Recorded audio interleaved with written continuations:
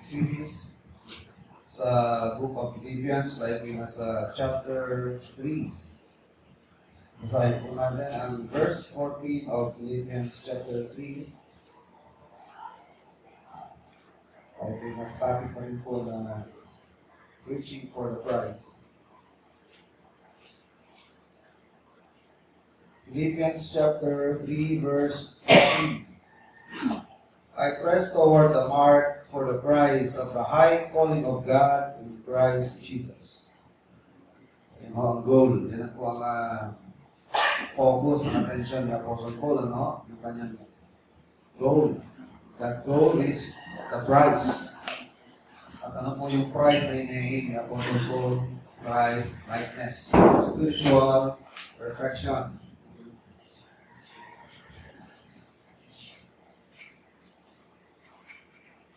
Christ likeness. Something as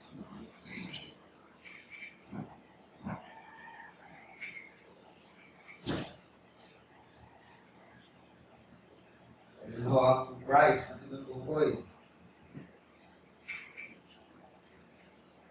I press toward the mark for the prize. At yan ho ang goal ng Panginoon sa atin, no? Romans 8:29. For whom he did foreknow, then he also did predestinate to be conformed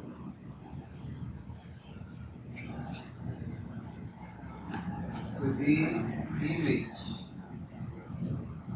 of his Son. Ayun ho ang pinaka-objective ng Diyos, ano? For saving us. Bakit po tayo iniligtas? Ano? What was the purpose for Paul's salvation? And for the salvation of every elect. Ang layunin po niyan is that we might be conformed to the image of His Son. Or to be like Christ, or Christ-likeness. Or spiritual perfection. And that is the prize. Hinahin ng Apostle Paul. Kaya yung goal ng Diyos sa atin, yun din sana ang goal natin lahat. Kakaroon ng meeting of minds, pareho ng iniisip, ano? Pareho ng aim. Pareho tayo ng iniisip ng Diyos. Ang iniisip ng Diyos, katulad tayo sa kanyang bugtong anak. Kaya yun din po sana ang iniisip natin lahat. That all of us will be like Christ. No? And we have suggested at least 6 things. We will suggest around 6 things na mababasa natin dito sa Philippians chapter 3 on how to reach the prize. At binayin ko na po sa inyo yung naunang tatlo, kung natatandaan ninyo, awareness of our imperfection. Kasi hindi ka magsisikhain mag-improve kung hindi mo nakikita na hindi pa rin siya sa'yo. So, mag-improve lamang, magsisikap na mag-improve, yun. Nakikita nila na may kakulangan sa kanila. Okay? Awareness of your imperfection. The second thing, yung malaman mo na, yung ma-aware ka na may pagkukulang sa'yo, hindi mo sapat yun. No? Kailangan, mag-effort ka na. But the next step would be to exert effort or maximum effort. So, mag-effort ka na. Alaman mo na may pagkukulang sa'yo, mag-effort ka na. Alaman mo yung mga tatlo? Yan, concentration, or focus concentration. Kailangan, hindi ka na pa tinig-tingin kung saan, hindi ka nagpapag-distract. Kasi maraming bagay ang pwedeng dumaan sa ating harapan, dumating sa ating buhay, at we get so easily distracted. Nabasa na po niyo yung Pilgrim's Progress. Hindi ko nakabasa ng libro na yan. John Bunyan, Pilgrim's Progress. Ang main character po doon is Christian.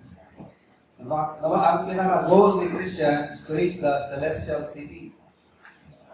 Nung makarating siya, hinagol din siya ng kanyang kapatid. Hindi nagkakamali. Her name was Christiana.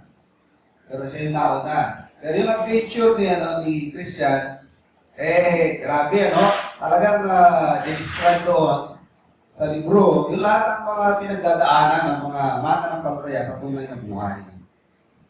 So, yan yung kukumonoy siya, slow, despond. Because sometimes Christians, we get despondent, kasi slow, despond. There is a nasalubog na giant, and the name of the giant was despair. Because many times in our lives, Christians, we experience despair, right? Nakaka-experience tayo ng mga depression sa buhay natin, yun ang mga higante.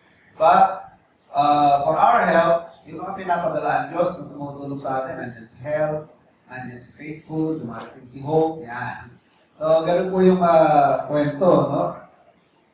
So, sa paglalakbay ng Christian, marami siya na-encounter, at isa na nga dyan, yung nakarating siya sa lugar na tinatawag na Vanity Fair. Ang luwag-luwag ng daan. Yung straight way, the narrow way, diretso lang, pero makitid. Pero minsan, habang naglalakad siya, meron mga corners, may mga biglang likod na ang luwag ng daan. Ang gaganda, parang ma-attract ng lumiko. At pag tumingin ka, ang dami mga attractive na makikita. Ibig nga ang nangyari kay Demas, naalala mo si Demas. Demas was a travel help of Apostle Paul. Travel helper niya, travel companion sa kanyang journeys. Kasama niya si Demas sa Roma. Kasama niya si Demas sa maraming lugar na pinuntahan nila. Collaborator ni Apostle Paul sa Demas. Pero eventually, magkamuli ng buhay ni Demas, nung mamamatay na si Apostle Paul, sabi ni Paul kay Timothy sa book of 2 Timothy, everyone has left me. Sige dito, nandito na sa lugar. Sige dito, inutusak ko. Pero si Demas, wala, inabandon na akong Demas. Demas have forsaken me, having loved this present world. Okay? So, para hindi tayo mag-distract ng kung ano-anong bagay, kailangan po focus or focused concentration. Sana po nakikita natin yung mga bagay na yun, awareness of our imperfection. And then, mag-effort tayo. Nakita mo may pagkukulang, i-develop ko yung kakulangan siya. Parang yung mga nag-workout, di ba? Pero mga nag-workout na hindi balance. Yung mga gym, minsan, ang concentration lang sa upper body. Kaya makikita mo, naglalakihan yung upper body.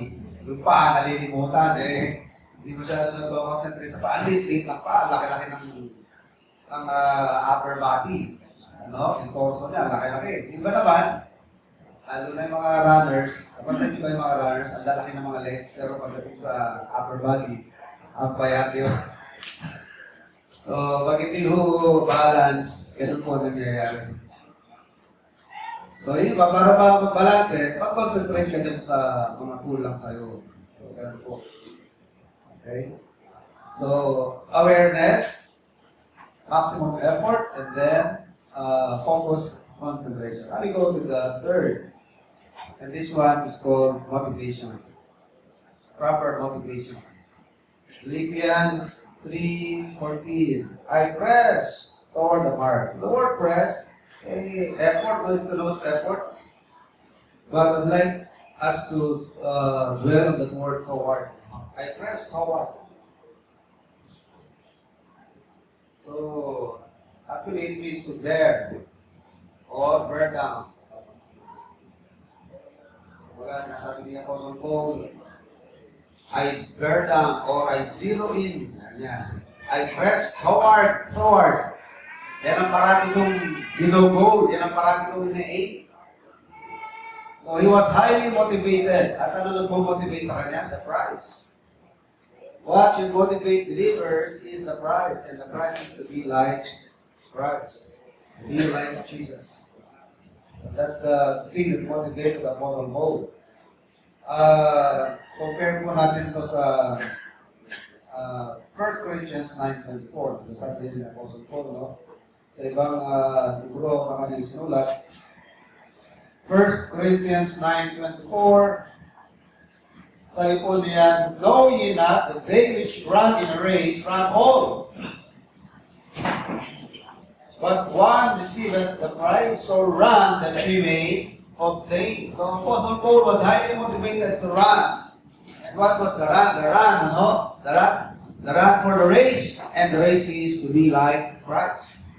Kanyang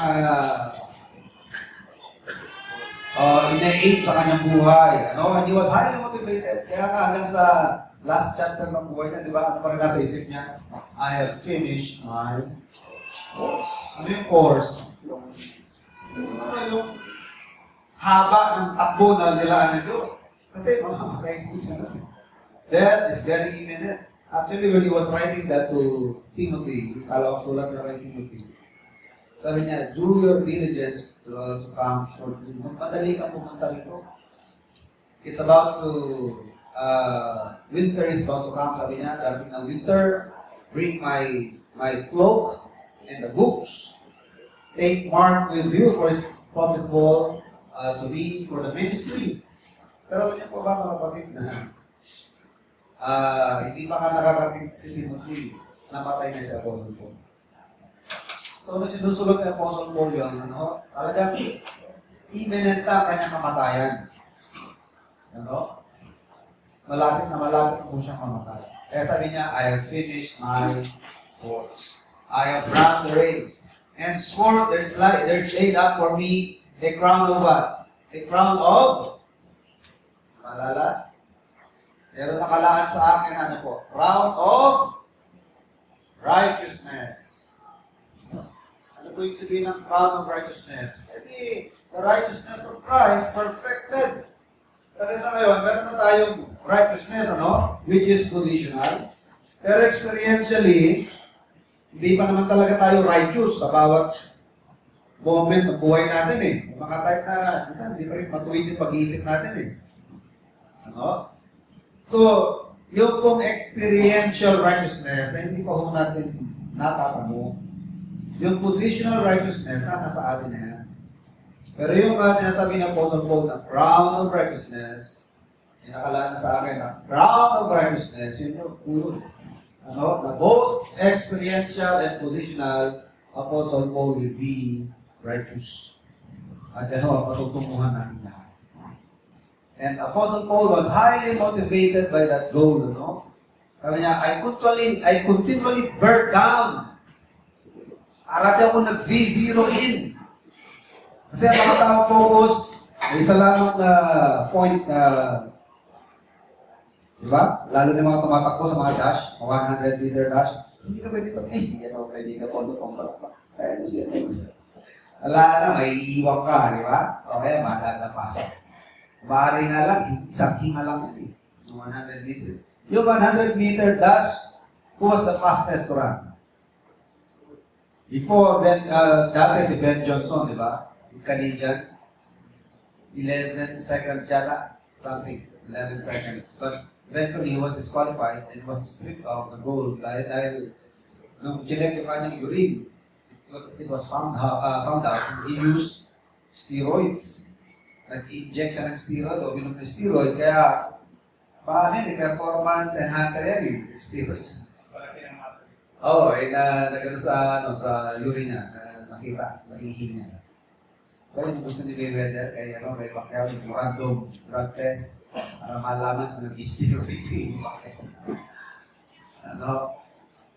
Pero after Ben Johnson, merong sumunod the fastest, isang Jamaican, nalimutan ko pangalan, Brother Mike, tatatanda siya. Si Bolt, mas mabilis na yata kay Ben Johnson, 9 seconds lang, parang cheetah na yan. Parang ng cheetah kung tumakbo. 100 meters. So 9 seconds, kaya ko nga pigilin na hinga ka ng 1 minute. 60 seconds, meron kayang pigilin na hinga sa tubig. Pero sa mga divers, mga badyaw, at yata 5 minuto, isang hinga lang nila yung isang dive nila, 5 minutes. Rin sa YouTube, yung isang badyaw na walang mga weights, walang oxygen tank. Isang dive lang niya, 5 minutes, nag-hunting ng isda. Naglalakad pa 20 meters deep o 15 meters deep, lulutang naman yan dahil, di ba? Di ba, gumagamit na ng mga weights, yung mga divers, nag-weights na dyan, wala, kaya niyang maglakad. Supernatural ability ng mga Pinoy, Naglalakad sa ilalim na Sa pulgan, hindi mo halos ma-reach yung bottom dahil mga 6 feet na. Halos hindi na makabot sa, sa lalim eh. Ano? So kaya ng isang hinga lang yun. Focus, concentration. So para ma-reach po natin yung goal, bagaman it is not attainable in this life, pero mananatiling goal natin yan. First, be aware that you need improvement. You are not perfect and therefore you need improvement. And then after that, exert effort. Hindi magantay ka na lang na lalaki din niya. Yung ba mga nagda-diet, nag-wish lang yan na papayat din ako, I wish, papayat ako. Alam ko, papayat ako eh. Puro ka talaga na, alam ko, papayat ako. Kailangan may effort ka, di ba? May effort yan. Lulutuin mo yung mga hindi masyadong makakuhaltos, di ba? Rich in fibers. Yan. May effort, hindi yung nakakatamad, tsaka na lang sa tindahan. Bumili ka ng alam niya sa tindahan. Yan, mabibili mo sa tindahan. Kailangan meron kang effort. Gagala ka sa palengke, ikutin mo yan. Pwede ng mga fiber. Walang masyadong carbo. Di ba? Di ba na, magbawas lang kayo ng carbohydrates, dilin tayo. Dalihan yung gulay at fiber, bukas. Dilin tayo. Kailangan may effort.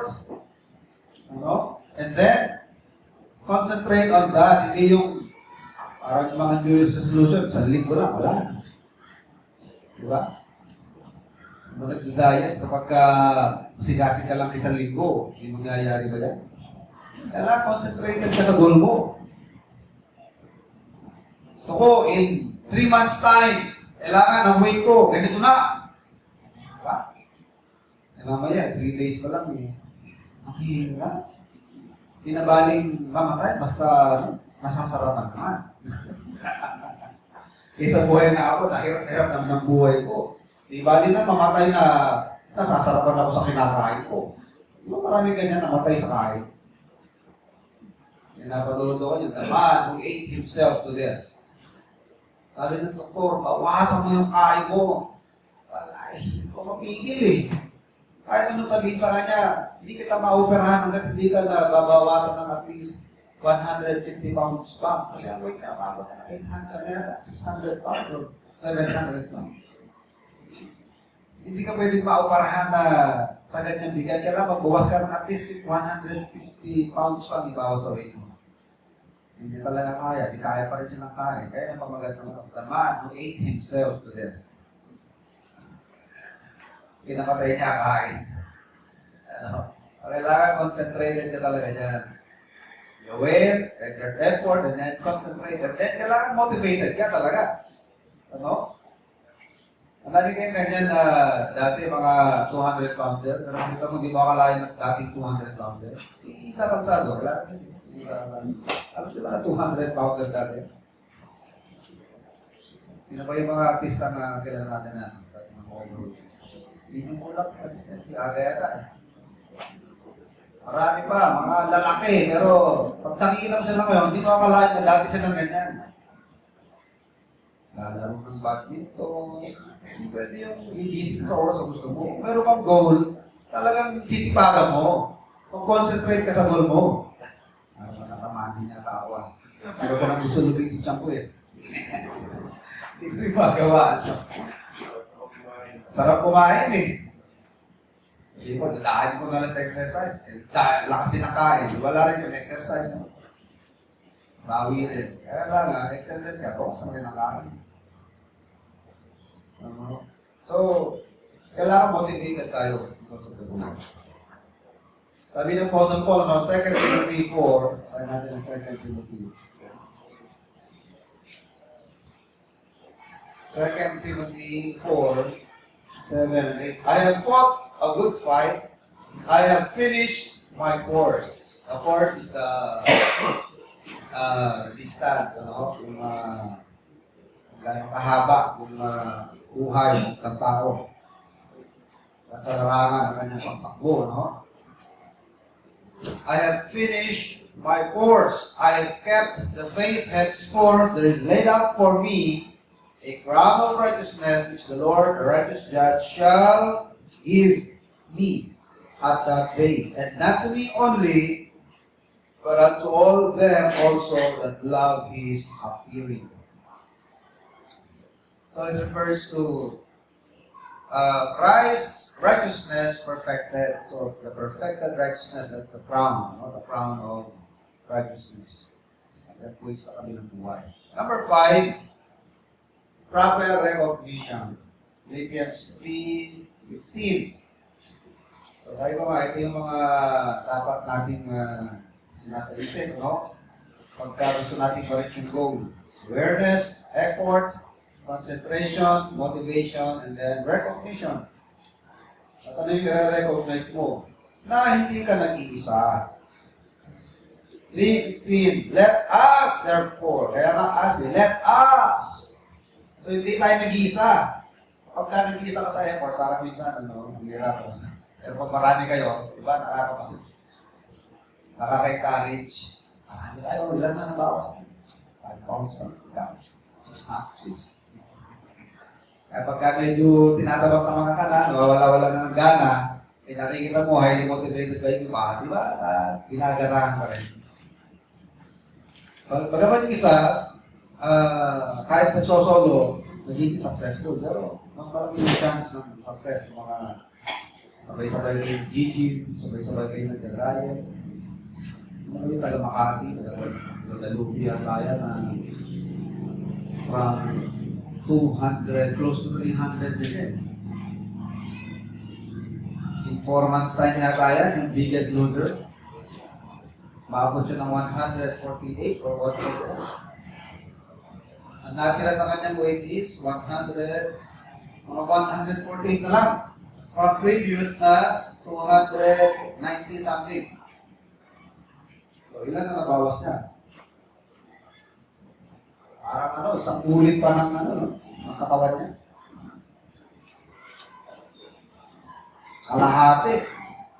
Kalahati ng bigat niya. Walang gym yun. Ang gym lang niya, na pinaka-gym yung mga kaserola, may tubig, may water jug, takbo. Pero marami sila. Diba? Marami mo yun, biggest loser. Kaso lang nangyari, dahil sa dating stretch yung yung balat mo dahil sa taba, nung lumiit siya, lumawlaw din. Diba? Sabi ni Chris Aquino, patigin nga ng katawan mo. Huwag na. Kasi yung balat, siyempre, dating ang waistline mo, 40 halimbawa, 45. Eh ngayon, naging 28 na lang. Kaya maraming balat yung lumaylay sa bibig. Yung dating dibdib niya na maskulado dahil sa taba, nung lumiit, edi, babagsak yung mga balat dito. Yun lang nangyari kapag masyadong mabilis din. Hindi rin sana sumasama rin sa pag-relation pala.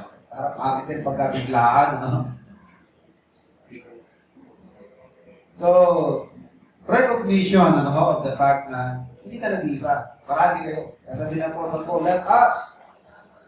Let us therefore as many as be perfect. And the word perfect here, hindi po ito positional, but experiential. Actually, dalawa yung tinatarget dito ng Apostle Paul. Yung positional, perfection, and experiential perfection. Dalawa yung kanyang tinatarget yan. Parang espada na double-bladed, two-edged sword. Dalawa yung tinatamaan na rito . Yung mga tunay na mananampalataya at yung mga false teachers. So yung mga true believers, they are perfect positionally. Right? Kaya ang tawag sa atin ng Bible ay perfect na. Saan? Hebrews 10:14. For by one offering Christ hath forever perfected. Diba? Past tense na. Hebrews 10:14. By one offering, ano yung offering niya? His death on the cross. Yung isang offering niya ng kanyang katawan, doon niya tayo pinerfect. Dahil ang kasalanan natin, nabayaran na ng kamatayan yun. Sino yung sinasabing sanctified? The word sanctified there is elect.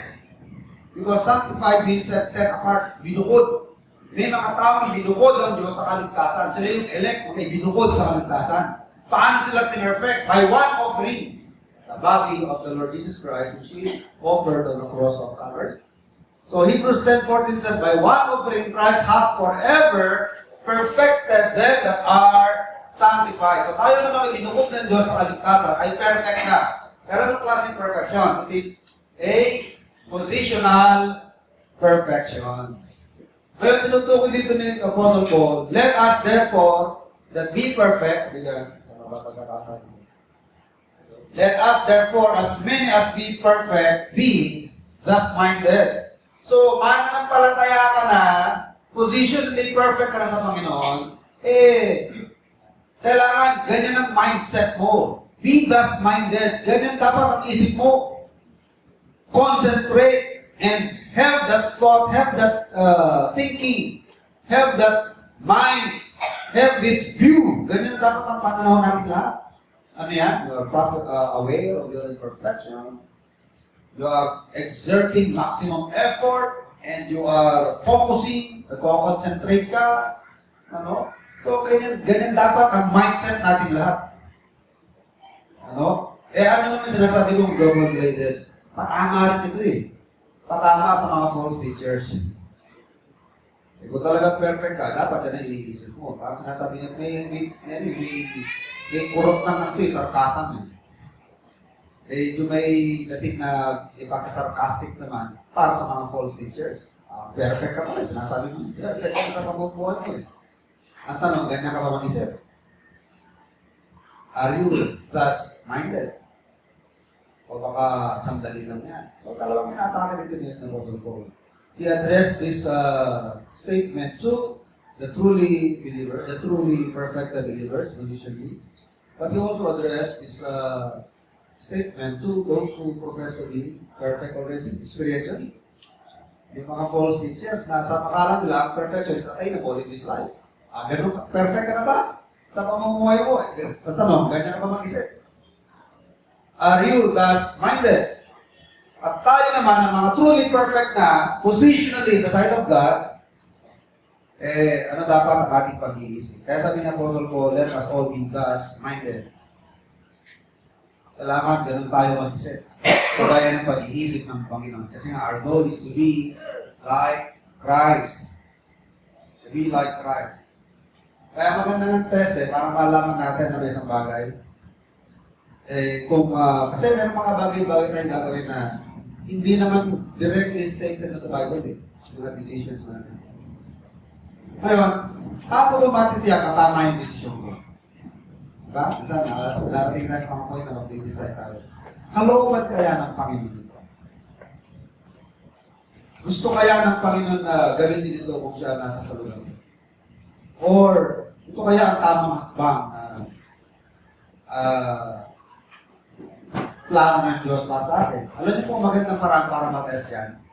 Parating yung ilagay ang Panginoon sa inyong mga sapatos. Put Christ on your shoes. Tandangin niyo sa sarili niyo, kung ang Panginoon nasa ganitong sitwasyon, ano kaya pipiliin niya? Magandang guide. Naging guide natin sa pamumuhay niya. Maraming application yan. Pwede i-apply yan sa activity, sa isang bagay na gagawin, kahit sa pleasure, o kahit sa mga major decisions in life. O pangit kaya nasa lugar ko ngayon, magdi-decide kaya siya ng ganito? Diba? Parang i-apply, diba? And another thing, sinasabi ni Paul sa book of Romans na blessed is the man, or happy is the man. Sabi niya doon na yung kanyang conscience, pag hindi ka nakoconvict ng conscience mo sa ginagawa mo, tama yan. Pero kapag may ginawa ka isang bagay, parang nakoconvict ka, kinonsenso ka, pagtanong ka ng question mo. Pero pag ginawa mo isang bagay, you have a clear conscience, still you have a clear conscience, malaki ang chance na tama yan. Pero pag may ginawa ka isang bagay, patapos mong gawin parang kinukonsensya. Kaduda-duda yan. Kaduda-duda. Ano ba pagkakasabi sa Book of Romans? Pero sinabi niya sa Paul sa Book of Romans. No? Yung matapos magawin isang bagay, hindi ka inuusig at iyong budi. Happy ko yun. That's my assignment. So, yun ang magandang rule, mga kapatid. Kaya gusto ng Diyos sa atin, maging kapareho tayo ng Panginoon sa pag-iisip. Gusto ni Apostle Paul, ang mga mananampalataya, we think like our Lord Jesus Christ. Let us all be thus minded. Ganito tayo mag-isip. Kaya nga sabi ni Paul, we have the mind of Christ. Who has known the mind of Christ? The mind of the Lord. Sabi niya, but we have the mind of Christ. Paano natin ma-adapt ang pananaw ng Panginoon, ang isip ng Panginoon? Di ba through the Bible? Di ba this is the revelation of God? Ano ba yung revelation? Kapahayagan. Inihayag ng Diyos kung ano yung kanyang kalooban sa pamamagitan ng aklat na ito. Kung gusto nyo malaman kung paano mag-isip ng Diyos, rito kung paano mag-isip ng Diyos. At kung parating po natin binabasa, ina-adapt ang pananaw ng Diyos, ang mga pananaw ng Panginoon Jesucristo sa mga bagay-bagay, mapapabilis ang ating pagiging Christ-like. Because we are being changed into the same image from glory to glory. 2 Corinthians 3:18. Basahin natin, no? 2 Corinthians 3:18.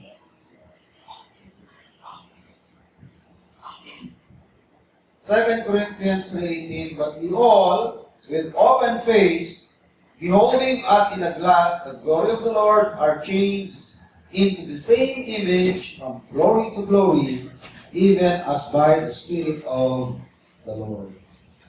Sabi niyan, we all with open face beholding us in a glass the glory of the Lord.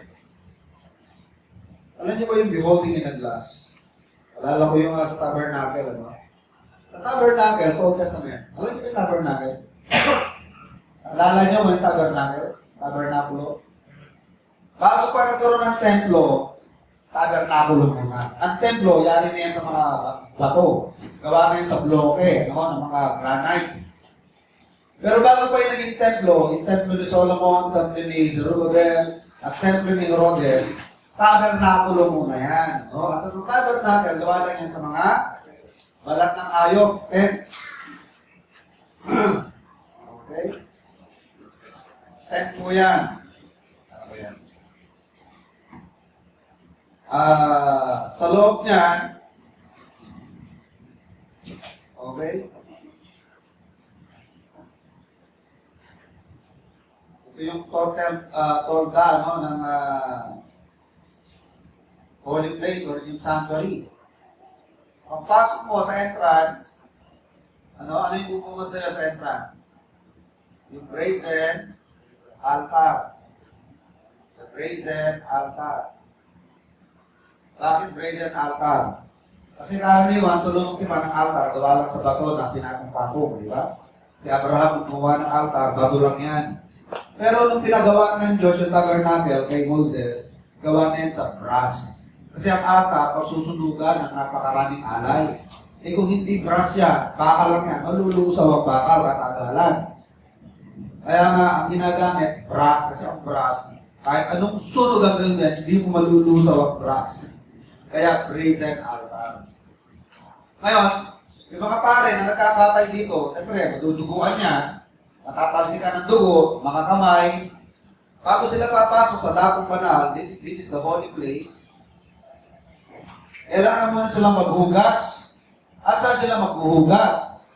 Doon sa isang kasangkapan na nasa pintuan nitong sanktuaryo. At anong kasangkapan niya? Ang tawag po dyan ay laver. Lababo. Saan ho yan? Sa glass, sa bato, alam niyo ba kung saan gawa yan? Nalimutan niyo na?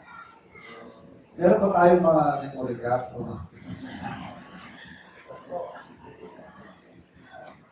Tama. Alam niyo ba yung salamin ng mga babae? Gawa yan sa salamin ng mga babae. Pero mga salamin nila nung araw, hindi po yung salamin na glass or mirror. Hindi po. Ang mirror nila nung araw, tansurin or brass din na kinikibis. Alam niyo nung nagsisi-80 pa tayo na mga bagets natin, kailangan makintab yan, nalalagyan ng mga barsyas, metal pan, pinapakintab yan. Pag sobrang kintab na, pwede ka na halos manalamin. Di ba? So yun ang mirrors, women's glass. Women's mirror, ang pinakasalamin nila, metal pa rin. So, nag-ambag-ambag sila, nag-contribution ng mga mirror sila, binigay kay Moises, nilusaw. At nung nilusaw, gumawa sila ng malaking lababo. At saka nilagyan ng tubig. Alam niyo ba kung anong pagsisimbolo na ginagawa niyang labor? Pagsisimbolo yan ng salita ng Panginoon, ng Bible. That's the symbol of the Word of God. Why? When you look at the mirror, what will you see? You will see yourself. When you read the Bible, what will you see? You will see yourself. Sinasabi ng Bible, you are a sinner. What you think is wrong. Diba? You see yourself. Ano? At ganun din, when we keep on looking into the Word of God, ano pa makikita mo? Hindi lang image mo eh. You will also see the image of the Lord Jesus Christ. Dahil pinapakita sa Bible kung ano ang Panginoon. At sa tuwing nagbabasa tayo, we keep on dwelling. Parang tayo nagko-concentrate, nagbabasa, binababad natin sa sarili natin sa talata ng Panginoon. Sa labi ng Bible, you are like beholding in a glass. Verse 18, but behold, with open face, beholding as in a glass, the glory of the Lord. Parating na-expose sa'yo, parating kang na-expose sa glory ng Panginoon sa kanyang kabanalan. And because of long dwelling, sa matagal mong pagbababad sa sarili mo sa Panginoon, sa kanyang glory, ano nangyayari sa'yo? According to verse 18, what happens to you? Basahin niyo po ano nangyayari sa mananampalataya na parating pinagmamasdan ng Panginoon sa Bible. What happens to you? Sagutin niyo po ako. Hindi, nakalagay dito. Anong nangyayari sa tao, sa believer, na parating pinagmamasdan ang kabanalan, ang kalulati ng Panginoon sa Bible? Are changed into the same image. You are changed into the same image. Di ba naalala si Moses, ang tagal-tagal niya sa bundok, akala nga nila patay na sa bundok ng Sinai. Yung pala kapiling niya ang Panginoon sa loob ng isang buwan at 10 araw lang sa bundok. Andun pa siya kasama ng Panginoon. Kaya pagbaba ni Moses, ano yung tsura ni Moses? Ang pagbaba ni Moses sa bundok, ano yung tsura niya? Yung glory ng Diyos nalipat sa kanya. Yung mukha niya parang naging luminous. Nagra-radiate. Ang ginawa ni Moses, ng mga, mga kasama, tinakpan yung mukha niya. Moses, nakakatakot ang itsura mo, takpan mo na lang. Tinakpan ng supot. Supot ang ina. O mga lang, vain. Nagtakip na lang si Moses dahil pag tinatanggal niya yan, yung glory ng Panginoon nalipat sa kanya. Nagliliwanag yung mukha niya. Yun din po nangyayari sa atin. Pag parati kang babad sa Biblia, parati mong pinagmamasdan ang Panginoon, naadap po ang kanyang pananaw, naadap po ang kanyang damdamin, naadap po ang kanyang pag-iisip, ang kanyang pakaramdam, ang kanyang mga feelings, ang kanyang emosyon. Para ka rin natutulad sa Panginoon. Sabi ito, you are changed into the same image. Glory to you. So, pwede yung mangyari yan para kanina. Pero, balik ka rin natin. Parati mong binababad sarili mo sa TV. Hindi, natutulad ka kay Vice Ganda. Mamaya, Vice Ganda na yung mga salita mo. Salitang peki ka na. Oo, mga chuki, na shorba, parati kang parati kang parating bakla yung harap sa TV, kaya parang ka rin bakla. Pati pananalita, bakla. Pero kung Bible lang parating ang kaharapin ang basa, ganun din nangyayari sa you are changed in the same image from glory to glory. So, let us be thus minded. Ano minded? Be like the mind of our Lord Jesus Christ. Perfect na tayo, positionally. Kailangan na tayo mag-isip. Kaya na pag-iisip ng Panginoon. Okay? Tayo po yung tumayo. Salamat po, Ama, sa mga paalaala ng salita. Salamat po, Ama, sa pangaral. Salamat po, Ama, na tuloy ito mag-motivate, Ama, sa atin. Lakbayin naman, tumuhin ang inyong goal para sa amin. About sa amin. Kahapin namin ang mga landas yung nilagay sa aming harapan na dapat namin harapan. Kung dito sa nangayaan naman na kung na-distract yung mga kasalanan sa lugar namin. Kung anong mga ibang bagay, mabalansin namin ang lahat. At sige sa lahat naman, yung mawawala pa sa pamunahing layunin mo sa amin. Tulad ng Dahil ko po naman yung patuloy ng pagpapala sa pagpapatuloy ng gawain, patuloy ng mahayag. Maluwalhati sa ating kalagitnaan. At po ang mga italangin sa ngalan ng Panginoon Jesus. Puno po kayo. Tawagin po natin.